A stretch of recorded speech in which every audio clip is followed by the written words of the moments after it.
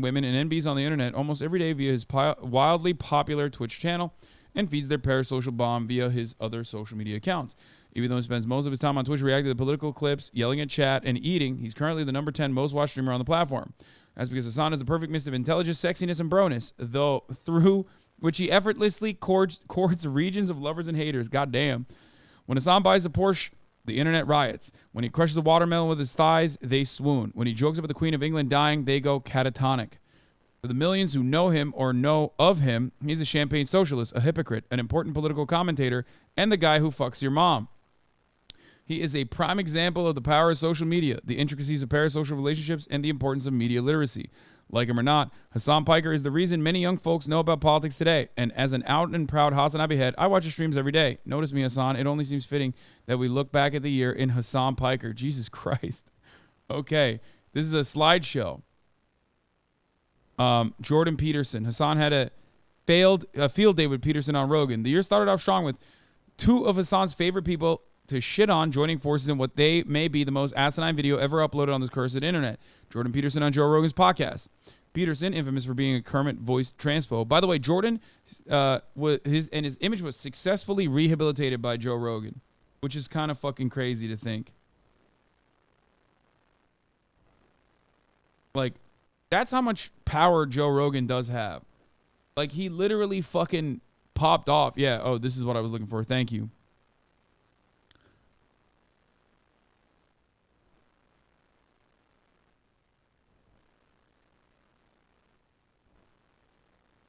He literally fucking popped off after being excommunicated from everything for the most part by going on Joe Rogan's podcast. Peterson, infamous for being a Kermit voice transphobe who teaches teenage boys to pick up their spunk socks off the floor, is in an absolute state during this time on the Joe Rogan Experience. In denying climate change, Peterson attempts to invoke bird biology, ants versus grasshoppers, farmers, economic uncertainty, the profit incentive, and a whole host of other straws he grasped at for an entire stream.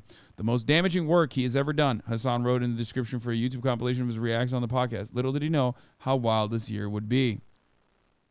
Hasan Piker is rich.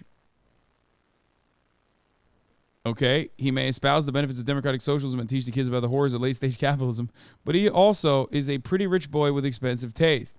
Last year, when he bought almost a $3 million home in West Hollywood, California, the internet almost imploded with people calling him a hypocrite. Everyone collectively needs to calm down, Piker famously said on Twitter. Well, guess what? They didn't. Especially not after Hasan bought a Porsche Taycan in February this year. Maybe people were mad that he bought what was ostensibly the same car an old white plastic surgeon would buy to zip around Hollywood Boulevard in. Maybe they were mad that he live-streamed himself buying the $200,000 whip, which seems especially egregious if you believe that a socialist streamer shouldn't be rich. We could have this argument until we're as blue as Hasan's Porsche in the face. I'm just happy Daddy got his dream car. Hasan may spend most of his time streaming and screaming at thousands of people, but he's not traditionally a speech giver. That's why it was surprising to see that he was going to speak at the Los Angeles March for Our Lives. When he walked up to the podium in his typically garish attire and struggled to adjust the mic to his gargantuan height, I was admittedly a little worried. But he did a great job spitting facts about gun control and compared America's obsession with guns to nerds' obsession with collecting Funko Pops. The problem is Funko Pops don't cause nearly 40,000 deaths a year. There is no Funko Pop manufacturing business that's pushing for a specific one that makes it easier to kill multiple people. The Funko Pop quip got a fuck yeah from the crowd, and from me too. Don't get it twisted, however. Hasan likes guns and is pretty loud about it, but unlike your average gun lover, he is for gun control and responsible gun ownership. I even forgot about this. I did the March for Our Lives thing. Hasan on the controversial Gucci fidget at Coachella. Oh, Lord. He's at it again. Hasan wore a Gucci Hawaiian t-shirt at the music festival content creation hub Coachella. And once again, everyone got mad at him for being rich, as the shirt retailed $1,150. Now, I'm a big Gucci fan, and this is a shirt from what has been one of my favorite runways of recent memory, so I can't judge Hasan. If I had the money, I'd wear Gucci too. Sorry, guys. We live in late-stage capitalism, and dressing shitty won't change that. If you want to cop Hasan's fit or, buy me it, the controversial shirt is currently only $739.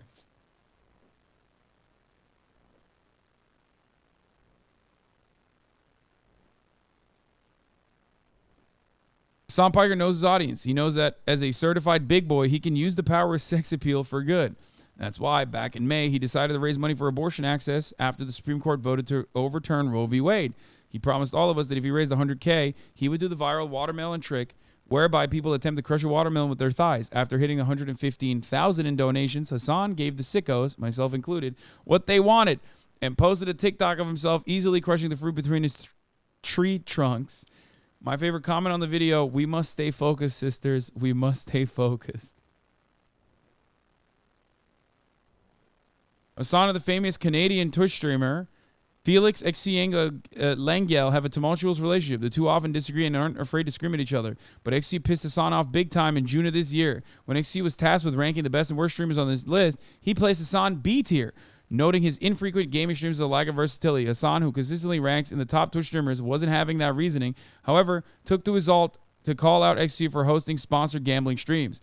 XC probably ranked me a B-list streamer because I won't fucking have him on when a trending political thing is happening where he has to act like he cares to farm the last ounce of Twitch directory before he goes back to promoting crypto gambling to teens for multiple millions, Hasan wrote. Get him, daddy. I don't think the B ranking was that big of a saga, to be fair. I love when you read articles because it's like bizarro story time. And then here we have it. It was KW.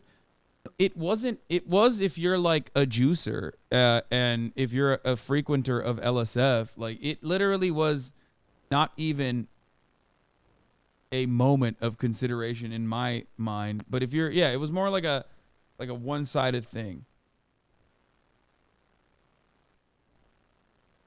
Juicers have never recovered from that, where they got like very mad.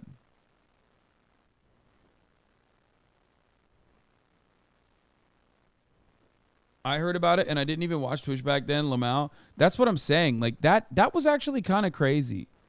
That like that was kind of wild because I think that was the first time that I like actually openly said I was like very upset at Felix. Like, and people hyper focused on the ranking.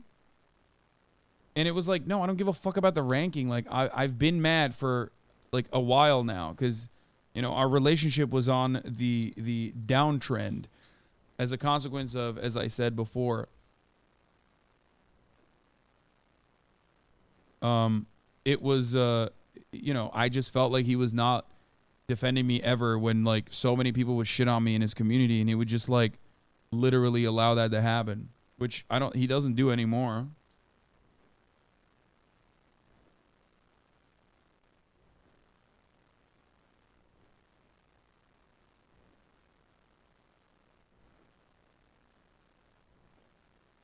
Newsflash, he does. I don't think he does.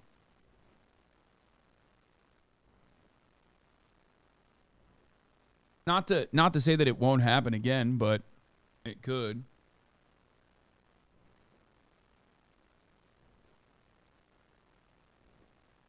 Anyway.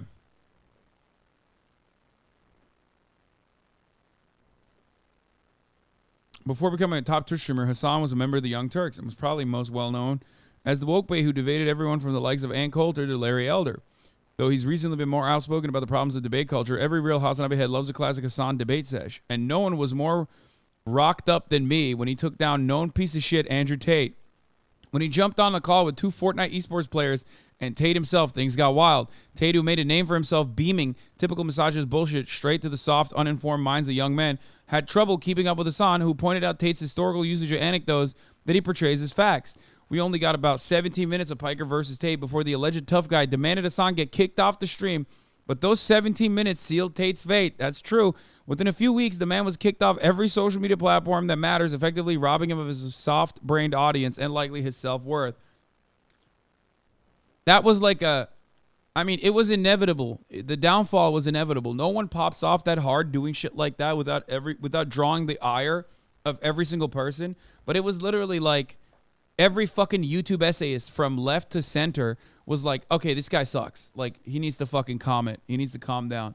And they literally fucking came after him so aggressively. But I think that was pretty much the catalyst.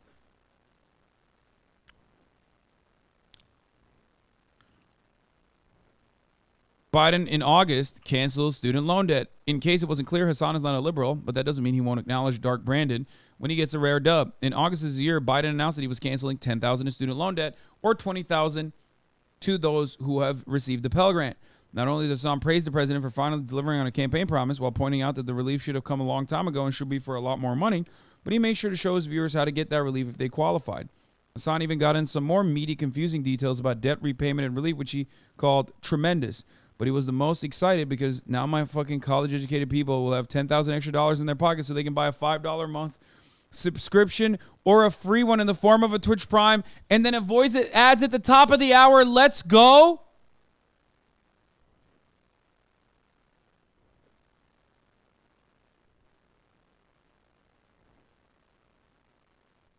It's literally 5 p.m.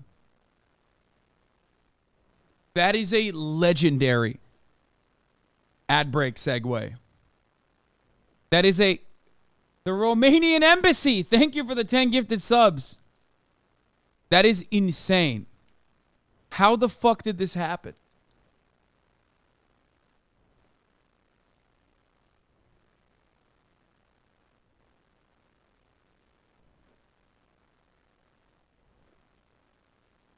Travis Scat, Ebergon, thank you for the 5. Viaz, thank you for the 14 gifted subs. And M. Crombie, thank you for the 20 gifted subs.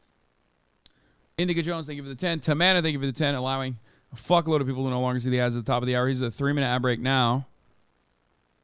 Maybun, Kimra Luna with the 10. The Gafficus with the 10. Frames of Nick with the 5. Fuck you, Frames of Nick. Fucking asshole. Literally almost got me banned earlier today. King Ghidorah, thank you for the 5. Alp 7, thank you for the 5. Simteo, Feline Girl, Pokédex 93. Mr. Charles Kelly, thank you for the 10. Gramsci and Wine Mom. Bystanding. The Garlic Knight, La La La Keisha, Stephen Curry's Burner. Holy fuck. Okay, cool it, guys. I'm going to go back to the article. Our boy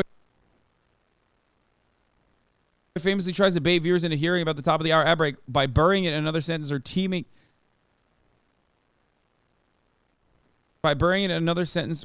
it up with initially appears to be a political rant. The community now votes on how good a segue is, and this was a good one. How good was that? How good was her segue?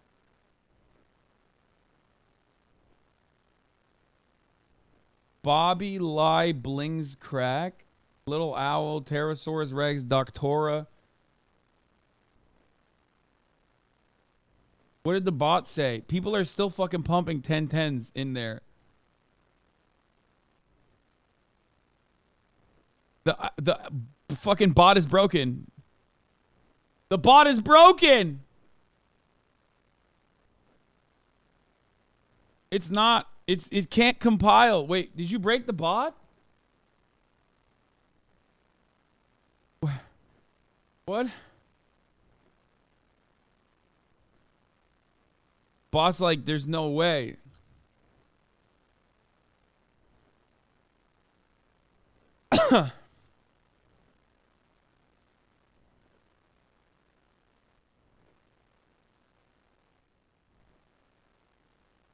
Yeah, no, the bot is literally still calculating. What the fuck? It's not working.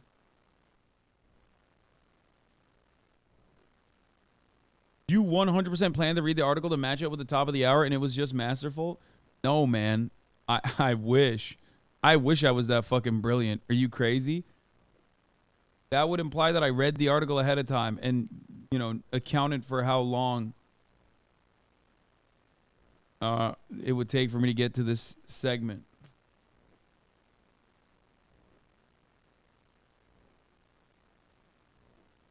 Anyway, Spirit Halloween. I'm live and it's officially a Tuesday in it. The Queen's fucking dead, yeah.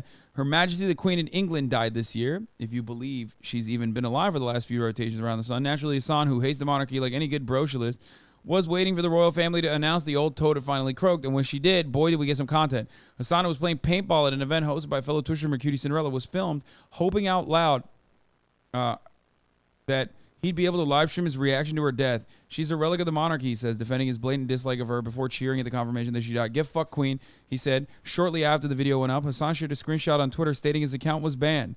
First they came for Andrew Tate, now for me, shaking my head. Yeah, they took down my fucking TikTok for that one. 991 out of 10 with 15,000 with 1,500. We will never be able to beat that. That is the best fucking rating, dude. Holy fuck, that's legendary with that many chatters.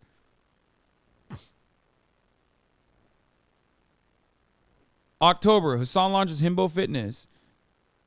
Hasan famously vets the hell out of who makes the clothing of his brand Ideology, the merch brand, which he launched last year. Exclusive features clothing made in the U.S. by unionized manufacturers. They might not be the cheapest t-shirts in the world, but at least they're ones you don't have to feel bad about buying. But perhaps the biggest Ideology launch was his Himbo Fitness line, which speaks to me as a self-identifying himbo and gym rat.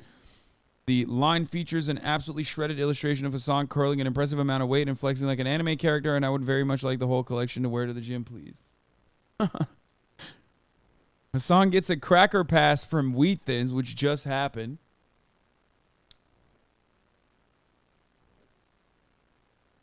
In December 2021, Hasan was temporarily banned from Twitch for calling white people cracker. Twitch flagged it as hate speech, lol, and a few other streamers subsequently got the ban hammer for talking about Hasan's ban and saying cracker on stream.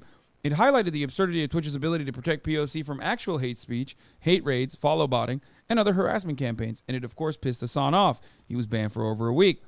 Fast forward to nearly a year later, Hasan gets a plaque in the mail from cracker company Wheat Thins that reads, "The Pass," with a picture of a few crackers emblazoned on it. This is legit. I can say it, Hasan said on stream. Twitch, I can say it. I can call someone the C word and you cannot ban me. Do you understand? I have the cracker pass. It's true. December, Hasan gets banned for doing what he always does. Hasan's bread and butter is reactions. The majority of his streams is Hasan queuing up a ton of news clips, TikToks, tweet threads, and the like, and going through them one by one, adding context or explaining the more highfalutin concepts to his audience that is mostly dudes in their early 20s. There's a lot of ladies in here too, okay? So when he was banned in December 2022 after rebroadcasting an Unhinged Kanye interview, it seemed particularly absurd. And it's somehow even more absurd when you realize how Hasan was banned. The CTO of Censored TV, a company whose videos scream and squawk about free speech, took down Hasan's video for copyright infringement.